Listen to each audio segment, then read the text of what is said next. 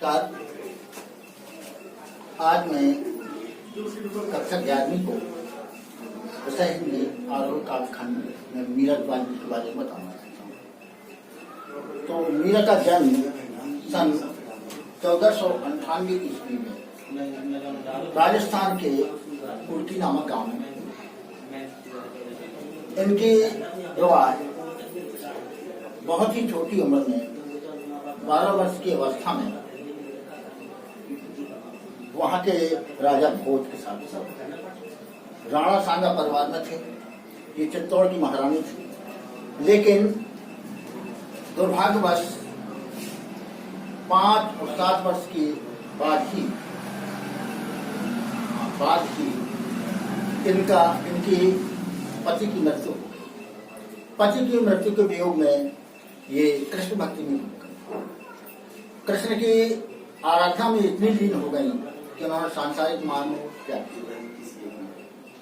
ये साधु संतों के बीच में बैठने लगी। राजघराने में जब उन्होंने सुना कि ये लोग साधु संतों के बीच में बैठ गए हैं और अपने वंश की मर्यादा को खो रहे हैं, तब इन्हें बहुत सी यातनाएं दी गई, किंतु ये नहीं मानी और वहां से मथुरा वृंदावन होते हुए द्वारका पहुंचे। वहां कृष्ण भगवान की भक्ति में लीन हो गई और उन्हें ही पति मानकर अपनी पूजा पाठ करने लगी। जब ज्यादा देखा तो इनके देवर ने इन्हें जहर का प्याला पीने के लिए दिया, जिसे पीकर भी ये कृष्ण का चरणामृत समझकर उसे पी गई और इनकी मृत्यु हुई। तब इन्हें भगवान पर अटल विश्वास हो गया और ये उन्हीं की भक्ति में लीन हो। सन 1546 ईस्वी में तो इन्होंने रचना के नाम पर अपने गेय पदों में कुछ पद लिखे हैं जिन्हें सम्मिलित किया गया है। उन्हीं में से आज मैं एक पद की व्याख्या कर रहा हूं। पद है, मेरे तो गिरधर गोपाल दूसरो न। मीराबाई कहती हैं कि पर्वत को धारण करने वाले कृष्ण भगवान के अलावा मेरा संसार में और कोई नहीं। अर्थात माता पिता भाई बंधु और परिवार के लोग ये मेरे सामने कुछ भी नहीं है। मेरा तो एक सच्चा ही ईश्वर है, जिसे मैं कृष्ण के नाम से जाके सिर मोर मुकुट मेरो, जिसके सिर पर मोर का मुकुट विराजमान है, जो चारों ओर शोभायमान है, और उसी ईश्वर को मैंने अपने पति के रूप में वर्णन किया है। अन्य को मैं अपना पति नहीं मानता, क्योंकि ये संपूर्ण संसार माया से व्याप्त है और इस माया रूपी संसार में बढ़ना नहीं चाहती, इसलिए मैंने उन्हीं को अपना पति स्वीकार किया है। छाड़ दई कुल की कान, कान कहलाती है कुल की कान माने वंश की मर्यादा।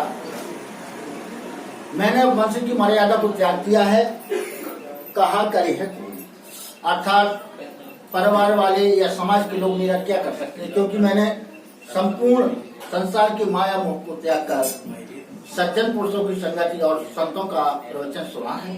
अब मेरा कोई कुछ नहीं कर सकता, क्योंकि मैंने ईश्वर की शरण ली। संतन धिक बैठ बैठ लोग नाच, सज्जन पुरुषों महात्माओं और महापुरुषों के बीच में बैठकर मैंने अपनी संपूर्ण मर्यादाएं खो दी हैं, जो कि एक राजघराने की थी। मैंने उन संपूर्ण मर्यादाओं का परित्याग करके केवल उसी साधु समाज की संगत को स्वीकार किया है। अर्थात मैं माया मोह के बंधनों से मुक्त होकर उस संसार में ही जाना चाहता हूँ। अश्रुओं जल सींच सींच प्रेम बोल, आंसुओं के जल से सींच कर मैंने उस प्रेम रूपी वेद को, अर्थात कृष्ण भगवान के भजन में मैं इतनी लीन हो गई कि रो रो कर मैंने अपना दुख उनके सामने प्रदर्शित किया है। तब वो प्रेम रूपी वेद उत्पन्न हुई, अर्थात कृष्ण के प्रति मेरा प्रेम अगाध हो गया, जिसके कारण मैं अब उन्हीं की भक्ति कर रही हूँ। अब तो बेल फैल गई आनंद अल्प, अब वो प्रेम रूपी बेल चारों ओर फैल गई, अर्थात मैं उनके प्रेम में इतना डूब गई हूँ कि उनके अलावा मुझे कुछ नहीं दिखाई देता। अर्थात अब उस प्रेम रूपी बेल में आनंद रूपी फल ही प्राप्त होगा। अर्थात प्रेम रूपी बेल से मैं आनंद का ही अनुभव करूंगी। अर्थात कृष्ण भगवान के गुण गाते गाते मैं उन्हीं के गुणों का रसपान करूंगी, अन्यथा अन्य किसी का नहीं।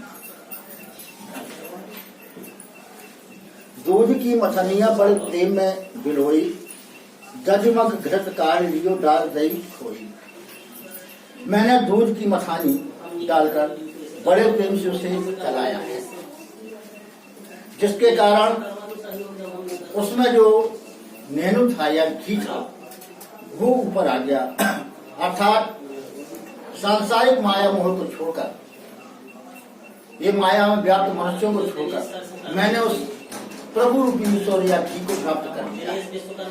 अर्थात अब मैं उस छाछ से प्रेम नहीं कर सकती, बल्कि प्रेम से ही, भगवान प्रेम से ही मैं प्रेम कर रहा हूँ। अर्थात कृष्ण भगवान के प्रेम में ही इतनी डूब चुकी हूँ। मैंने संसार के विशेष मंथन करके यह पाया है कि भगवत भक्ति ही संसार का सार है, बाकी सब बेकार है। अर्थात मैंने उसी कृष्ण को पाया है। सांसारिकता तो निश्चार छाछ के समान है। अर्थात सांसारिक वस्तुओं में लिप्त होना, जिस प्रकार दही से मक्खन अलग निकाल दिया जाता है और छाछ रह जाता है, उसी प्रकार ये संपूर्ण संसार छाछ के समान है। अर्थात इसमें कोई गुण नहीं है, निश्चार है। वो हाँ, उसे जो आनंद अपना है, मुझे इससे लेना देना कोई नहीं है। मैं भक्त को देखकर प्रसन्न होती हूँ और जगत की सांसारिकता या नश्वरता को देखकर बहुत दुखी होती हूँ और रोने लगती हूँ। मीराबाई जी कहती हैं, हे भगवान, मैं आपकी दासी हूँ और आपसे प्रार्थना करती हूँ कि मैं आपकी सेवका हूँ और मेरा उद्धार करो और प्रतीक्षा ना करो। इस प्रकार मीराबाई जी कृष्ण भगवान की भक्ति। विशेष नंबर 1, मीरा का कृष्ण प्रेम अनन्य है, वे पूरी तरह समर्पित है। नंबर 2, संसार की निष्ठा का प्रकट करते हुए कवित्री भक्ति को ही सार तत्व मानती है और संसार को असार मानती है। प्रेम बेल आनंद फल में रूपक अलंकार है। दूध की मछलियां छोई में अनुयुक्ति अलंकार है। गिरधर गोपाल मोर मुकुट पुलकी कहानी कहाँ कर है कोई लोकलाज वाणी, अब तो वेद फैल गई में अनुप्यास अलंकार है। बैठ बैठ सींच सींच में पुनरोक्ति प्रकाश अलंकार है। भक्ति रस और शांत रस की मिली जुली अभिव्यक्ति हुई है। अब पद नंबर 2, ये मीराबाई के पद नंबर 2 का सारांश है। पग घुंघरू बांध मीरा नाची। तो पग माने पैर, तो मीराबाई जी कहती हैं कि मैंने पैरों में घुंघरू बांधकर कृष्ण भगवान के सामने नृत्य किया है। अर्थात उन्हीं को मैं प्रसन्न करना चाहती हूँ। अर्थात संसार के सारणहार कृष्ण भगवान को ही मैं अपने नृत्य से प्रसन्न करना चाहती हूँ। मैं तो नारायण सु आपई हो साक्षी। अर्थात अब सारी दुनिया इस प्रेम के खुले दृश्य को देखकर सुन ले और यह सच है कि मैं प्रभु की स्वयं दासी बन गई हूँ। अर्थात अपनी इच्छा से कृष्ण की दीवानी हो। अर्थात कृष्ण के बिना इस संसार में मुझे कुछ भी सुख प्राप्त नहीं होता। तो लोग कहें मीरा भाई बावरी। बावरी माने पागल या मतवाली। तो लोग कहें मीरा भाई बावरी। ये सांसारिक लोग कहते हैं कि मीराबाई तो पागल या बावली हो गई है, जिसके कारण ये हम लोगों से स्नेह नहीं करती बल्कि भगवान से ही अपना प्रेम करती है। न्याद कहें कुल नासी। न्यात माने परिवार के कुटुंब में लोग या परिवार के सदस्य लोग। न्यात माने होता है परिवार के सदस्य लोग। तो न्यात कहें कुल नासी, हमारे संपूर्ण परिवार के लोग, समाज के लोग कहते हैं कि इन्होंने अपने वंश की परंपरा को नष्ट कर दिया। इन्होंने अपने वंश की परंपरा को नष्ट कर दिया है। विष का प्याला राणा भेजा पीवत मीरा खान। विष का प्याला मुझे राणा जी ने भेजा था, जिसे मैं भगवान का चरणों में समझकर पी गई और मुझे कुछ भी नहीं हुआ। अर्थात कृष्ण में मैं इतनी लीन हूं कि वो जहर भी मुझे अब उसके समान सिद्ध हुआ। तो पीवत मीरा हंसी, उसे पी गई और मुस्कुराने लगी कि हे ईश्वर, आपने ही मेरी रक्षा की है। संसार कितना भी अनिष्ट करना चाहे, किंतु आपकी कृपा से, जब तक आपकी कृपा है, कोई अनिष्ट नहीं कर सकता। इसी कारण वो संसार पर हंसी। तो मीरा के प्रभु गिरधर नागर सहज मिली अविनाशी। मीराबाई कहती है कि हे कृष्ण भगवान, अविनाशी, जिसका विनाश कभी नहीं होता, जो कण कण में व्याप्त है, तो सहज मिले अविनाशी। इस प्रकार कृष्ण भगवान मुझे सहज ही में मिल गए। अर्थात मैंने उनकी ज्यादा भक्ति नहीं की, केवल उनके प्रेम में मग्न होकर उस भक्ति को प्राप्त किया है।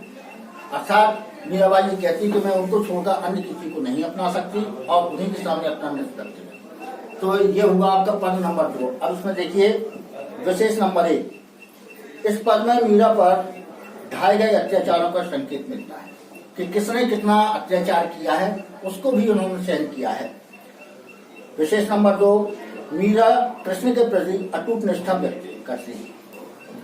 तीसरा, इसे पढ़कर मंदिर में तन्मय होकर नाचती हुई मीरा का चित्र आंखों के सामने ऐसा लगता है जैसे सजीव हो गया। उन्होंने इतने तन्मय होकर उस नृत्य को किया है कि केवल सुनने मात्र से हमें ये बोध होता है कि जैसे उस टाइम नाच रहे हैं। अनुप्रास की छटा देखिए, कहे कुल नासी प्रभु गिरधर नागर। इसमें अनुप्रास अलंकार की छटा दिखाई दे रही है। संगीत, लय और माधुर की दृष्टि से यह पद मनोरम बन पड़ा है। अर्थात संगीत और लय ताल भी इसके सुंदर है, जिसके कारण ये गेय पदों का भी गाया जा सकता है। अर्थात गायन में इसका प्रयोग किया जा सकता है। भक्ति रस की अभिव्यक्ति हुई। उन्होंने अपनी भक्ति से भगवान को प्रसन्न किया है और इसमें भक्ति रस प्राप्त हो रहा है। कहने का तात्पर्य है कि मीरा ने अपने साथ बहुत से कष्टों को सहन करके भी उसको प्राप्त किया है। अर्थात मीरा कृष्ण की उपासना दासी के रूप में करती थी और दासी के अलावा स्वयं उन्हें अपने पत्नी के रूप में करती थी, जिसके कारण कृष्ण भगवान उनके प्रसन्न हुए। इसमें भाव भक्ति अपने चरम पर है। मीरा का प्रेम आंसुओं से सींच कर पल्लवित हुआ है। अब मीरा को इसमें आनंद आने लगता है। शिल्प सौंदर्य है, भाषा कोमल, सुमधुर एवं संगीतमयी है। सांग रूपक अलंकार का कुशलता पूर्वक प्रयोग हुआ है।